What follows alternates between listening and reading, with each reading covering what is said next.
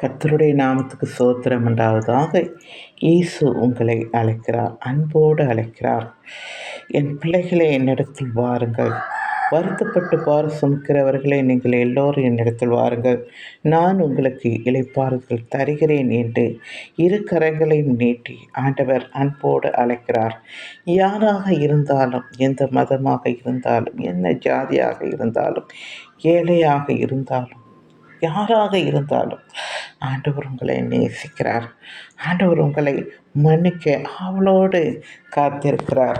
நான் பாவி, இந்த பாவியாக என் மேல் கிருபையாயிரும் என்று நீங்கள் உங்கள் பாவங்களை உணர்ந்து ஆண்டவரை நோக்கி பார்க்கும்போது ஆண்டவர் உங்களை அணைத்து கொண்டு உங்கள் பாவங்களை எல்லாவற்றையும் மன்னித்து உங்களை பரிசுத்தப்படுத்த அவர் வல்லவராக இருக்கிறார்.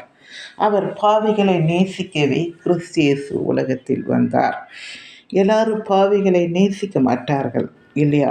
ஆனால் என் தேவன் இயேசு கிறிஸ்து பாவிகளை நேசித்து அவர்களுக்காகவே தன்னுடைய ஜீவனை விட்டார். இந்த அன்பான தேவனை என்ன என்று சொல்வது? இந்த அன்பான தேவனை நீங்கள் ஏற்றுக்கொள்ளுங்கள். கர்த்தர் நல்லவர் என்பதை ருசித்து பாருங்கள்.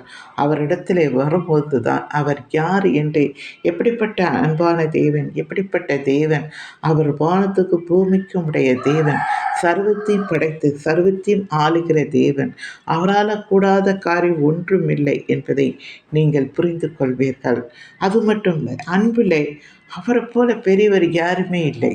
இரக்கத்திலையும் அவரை போல ஐசீர்வாதத்திலையும் அவரிடத்தில் வந்தவர்களுக்கு ஒரு நன்மை குறைவுபடாது என்று வேதவசனம் சொல்லப்பட்டிருக்கிறது.